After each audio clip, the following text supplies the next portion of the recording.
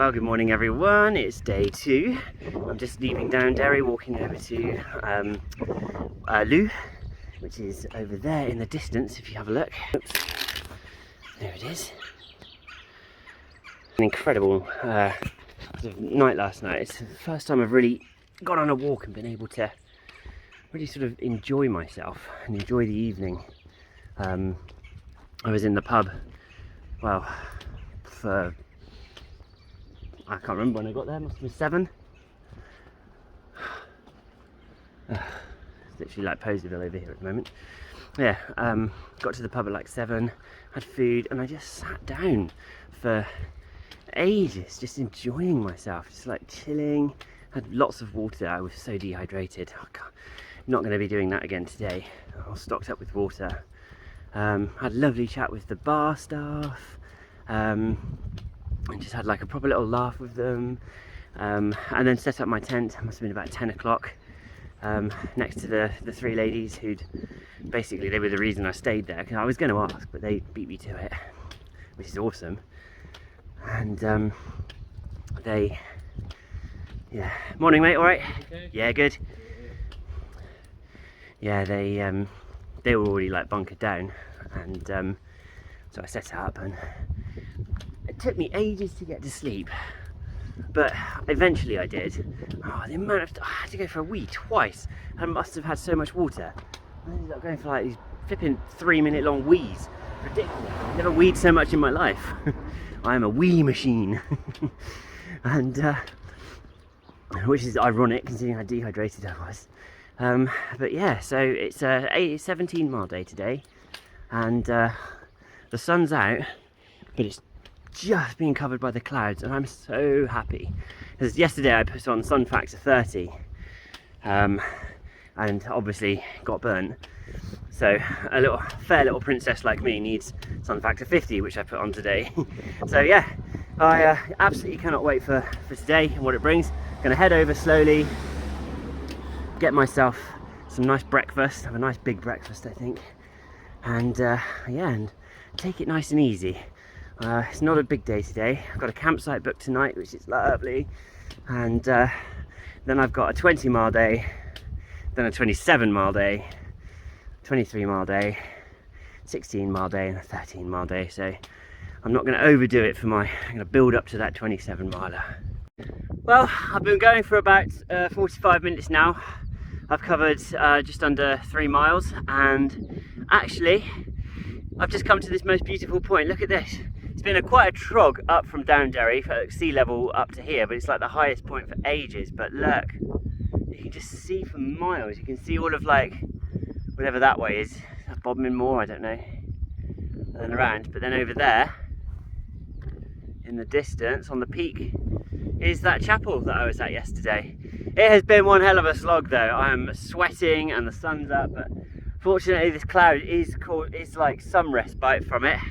But I mean, milk boy, white skin like this, fair skin, I really shouldn't be allowed out, should I? Okay, so guys, just on the way between Downderry and Lou, I've just come across this, look. Strawberries, veg, it looks like there's some apples, tomatoes, £1 a bag or a bunch, unless otherwise priced. Some flowers and stuff, obviously I won't be getting those, not that edible. There might be some edible flowers, I don't know, they might be. But this is so cool. I really fancy those strawberries. They look absolutely gorgeous. £1.50. Well, I am going to be having some strawberries, and that's going to give me some lovely sugars and some juices. Oh my goodness, guys, I don't think I've ever tasted anything so good in my life. But fresh strawberries, locally picked from the farm, from that little place up there. Oh, I took the first bite, and it's just like, sweet, sugary, juicy, and it's just what I needed after being in the sun. I mean, it's only 25 past 9, but it's still hot, and I'm already like sweating, but like this is going to give me like so much goodness. And this is what I love about doing these things, is that just a little nugget, a little gem like that, like I would never have been able to plan that on my route whatsoever, unless maybe somebody had done it on a blog or something. But to be able to just like, and then you have to what's the word? Take advantage, exploit the opportunity when it comes. So I've just bought a punnet of strawberries and 4 apples. I'm just gonna have them, and that's gonna like keep me going. It's giving me so much goodness, because they never know, the next place, especially what I learned yesterday, the next place may not have anything. So I'm like, well, I've got to do it now, and no, my luck, it won't be, because everything was closed yesterday. So having the strawberries, all I need now is some cream. I might have maybe a glass of champagne, maybe a spa. No, I'm getting distracted now. Hey everyone, so I've just left Millendreath, had a coffee at the Millendreath Beach Restaurant. It's probably one of the most unfriendly services I've ever had. Very strange. Got in at 5 to 10 and they said, oh sorry, we're not open for 5 more minutes. And they were just sort of like leant over the till. I was like, okay, I'll come back, I can wait 5 minutes for a coffee. Not a problem. I mean, that's not, really isn't a problem at all. And then then I went in and said, can I have a vanilla latte? She goes, yeah, and she goes off to get her manager. I don't know if she's the owner or the manager or whatever. Anyway, so the manager, late girl, whatever, walks over, looks at me, and I'm like, hey, good morning, and she just doesn't say anything, unlocks the till and walks off. I was like, okay, it took 10 minutes to get my coffee, so not a nice place. I was going to have breakfast, but I decided I'll have it in lieu. I don't want to give them any more money. It's such a shame.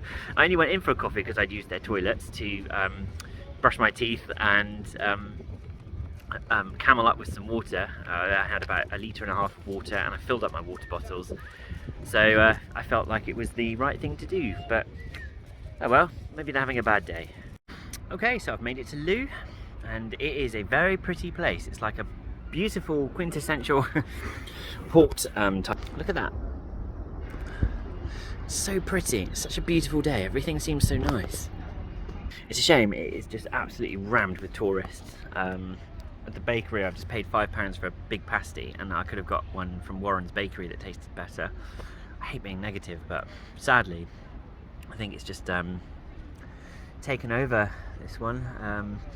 It's a shame. Just like walking through the town, it was just like hell. It was so busy. Fantastic for the economy, of course. But regardless, got myself a nice large Cornish pasty. At least it will have carbs and calories, because I'm definitely needing those. I bought myself a nice 2-litre bottle of water, which I'm going to down. Even though I had 2.5 litres about an hour ago, it felt like it was like brand new water going through me. So yeah, Loo, beautiful place, lovely place. Don't go in the summer. Just on my way out of Loo. Well, I'm actually quite far gone now, and lots and lots of touristy type people who are just like doing a walk from Loo to Polruan. Apparently seems quite common, but I've just come across this gate and not quite sure how to get I don't know how to get through. Oh no, we'll just have to hop over it. There we go, that was safe. So I've just come out of Polruan, and this is like the best bit so far. It is so busy down there in town, and it turns out that the bit that I've just come from, so between Loo and Polruan, it's just like a tourist spot. Like, all of the people that I spoke to were literally just there doing Loo to Polruan. Some people have done it before whilst they're on holiday, but once you get out of it, it's like suddenly peace and quiet. But I've camelled up. I had 2 cans of Coke and a nice bottle of cold water. I've got about 1 litre left on me. So continuing on from that thing about lots of tourists and people going to Polruan from Loo and vice versa, this is the path from Polruan onto Polruan. There's nothing now until Polruan, so that's 6.5 miles of beaten track. Look at this. It's so narrow. I'm literally pushing my way through. I'm stepping over things. Oh, and a tree. Oh wow, that was so close. But look at this. It's so peaceful and it's so quiet. This is like making me so happy, because it's just like, except for the stinging nettle, it's just so off the beaten track, and like I haven't seen a single person now for half an hour. whereas all the way from Downderry it had been people. And I met a walker, a hiker. He's another guy. He's doing the Southwest Coast Path in one. So he started about 5 weeks ago, and he's continuing on. I was so jealous. Like, what a legend. Like, he said, I think he had to get special displacement to get 3 weeks off work. You're not allowed to do anything else in that time except for this walk. I was just like, I was chatting to him for ages about just getting out and doing things, and just, if you want to do it, because so many opportunities in life sort of present themselves, and you may not even know, or you might keep saying, oh, I'm going to do this, I'm going to do this, I'm going to do this, and you never do. All it takes is just that one step, just the 1 foot step, and it is as simple as that. I'm not trying to be preachy or anything, because everyone has like their own circumstances and what have you. But if you are doing that, if there is something that you want to do and you keep saying you're going to do it and you don't, just do it. Just get out there and do it. Make it happen. Like, get it in that head of yours that you're going to make it happen, because you absolutely can do it. You just have to put that one step forward, then another step, and as a close friend of mine would say, one step in front of the other, just little steps. Oh my goodness, guys, look at this. Oh, the stairway of doom. They say about stairways to heaven, but that is a stairway to doom. My calves already screaming. Days, I get so excited about this steep hill. It's like one of those things where, I don't know, it sort of looms upon you. I know it's only a stairway, ladder, stairway, steps and stuff, but oh my goodness, it's so exciting. It's going to be like a proper push. I'm going to be careful, not push myself too hard, but oh my days, I'm actually looking forward to it. I'm getting really excited. Oh, here we go. 1 foot in front of the Oklahoma, where the wind comes sweeping down the plain, and the waving wheat can sure smell sweet when the wind comes right behind the rain. Oklahoma, where every night my honey lamb and I sit alone and talk and watch a hawk in lazy circles in the sky. It's like a music lesson, actually. My singing teacher would be very proud of me. 1, 2, 3, 4. 1 and 2 and 3 and 4. Double time. 1 and 2 and 3 and 4 and 1 and 2 and 3 and 4, etc. It literally is just the case of 1 foot in front of the other. I saw that there as I came up this other hill, and I thought, no, more steps. I mean, on the camera it doesn't look very far, but I mean, if you zoom out, it's pretty tall. It's basically, and it's nearly as high as Everest. And so I was thinking to myself, well, I haven't snow climbed, I haven't really trained without oxygen. I was starting to think to myself, maybe I'm a bit unprepared for this walk, but actually it's okay, because there is ein walkers there.